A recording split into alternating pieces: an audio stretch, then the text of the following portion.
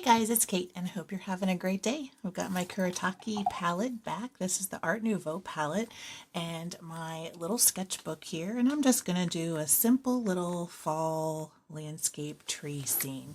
So I'm going to start off with my sky and I'm going to bring it down pretty low and I'm going to make it plenty pigmented. Now I'm going to leave myself some space for clouds, but this is just going to be a very basic background and a very easy painting to do.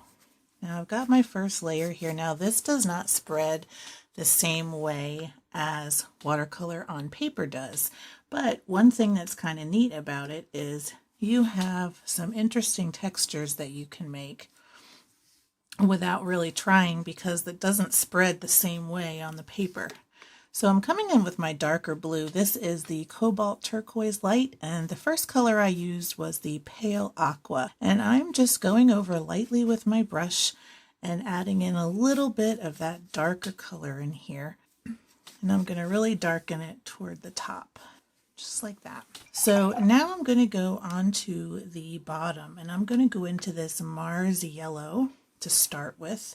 I'm going to follow along right underneath that line where I have my sky, and I'm just going to bring this down using some loose strokes, and then I'm going to go into my yellow brown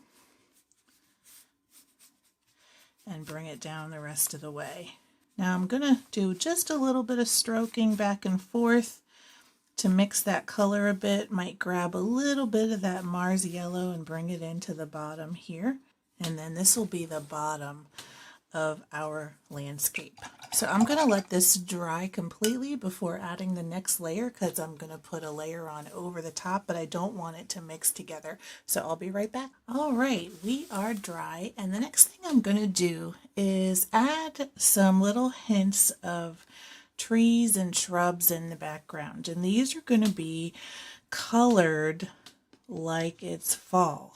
I'm going to be using this Venetian red. I'm also going to dip into my vermilion, but I'm just going to kind of come in here and add some details on the horizon here. And you can also come in further. You could add a few little lines of just different shrubs and trees. And I'm just going to pick up some of this extra water over here and just keep going with my brush. Now I'm going to rinse, and I'm going to grab a little bit of this vermilion, which is pretty bright, and I'm going to start adding in some extra color here. I'm just doing these random movements with my brush and just adding some detail back there to the background. Now I'm dabbing my brush pretty well, and I'm going to go into this beige gray, and it's not very activated, but what I want to do is a little bit of dry brushing to add some texture to this landscape, and I might even go a little bit into this Mars Yellow again. You know what? I need something darker. I'm going to go into the Venetian red for the front. You can see just kind of quickly going with the side of the brush, just adding some texture here to the bottom. So now that we've got that in, I'm going to keep going, but pretty gently with my brush now, because my paper's kind of wet, so I don't want to overdo it with my brush. But I'm going to pick a spot here for my tree. I think I want to come a little bit left of center here, and it's okay if I go through a bit of this wetness, because I'm using a pretty dark color and I don't even mind if it mixes just a little bit. But I'm going to put in a little bit of a trunk here that spreads out. I'm just kind of letting it come out onto the paper here. This is going to be very much in the foreground, and I'm going full on with the pigment here. And I'm going to come right up and give it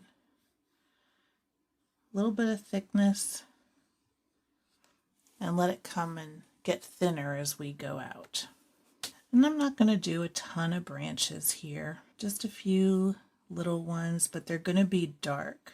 And where we're kind of closer to the trunk, I'm going to have a few little small branches coming out. So this is going to be a tree that's lost most of its leaves. Now, if you have a lot of bleeding, you can always just dab it back a bit with your brush, and that'll kind of stop that from happening a little bit. And I'm just going to go over this one branch and make it a little bit darker and a little bit thicker where I've got these 3 pieces coming in, just like that. Don't forget, your branches can go in any direction that you want, but I think I'm pretty happy with this. And while we're here, I'm going to go back into my vermilion, because that's the color of the leaves we're going to put on here. But I want to add a few here on the ground. And since we haven't really painted on the ground here yet, we can add those, and that's just another bit of extra interest toward the front. Now what I might do is grab a little bit of this saffron yellow, which is in the corner of my palette right here, and get it a little activated. This shows up pretty yellow when you get it down on paper, even though it's sort of green here. And I'm going to add just a few little spots of that also. I might even let it mix with that vermilion just to add another little bit of warmth. Now I'm going to work on adding a few little leaves left over on my tree branches. Not a lot. We want it to be mostly that the leaves have fallen off for the winter, but there's a few just kind of hanging on still, just like that. Now I'm going to go back into that saffron yellow, and I'm going to add just a little bit of that up here to the tree also, in very few places, just like that. And I'm going to call this little sketch done. It's very, very easy to do. Only a couple of layers. It's still wet, but I'm going to go ahead and give you the close-up here. And this would be really cute on the front of a card or something like that. You can add another coat once it's dry if you need some more saturation or more coverage.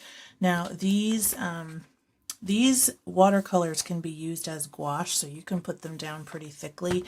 And honestly, you can kind of do that with watercolor too, but you have to use a ton of it. So I would either use gouache or embrace the transparency, or you can even do this in acrylic, really.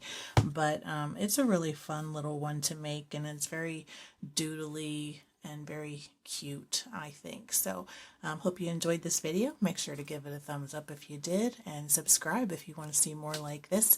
Thank you so much for watching, and until next time, keep creating.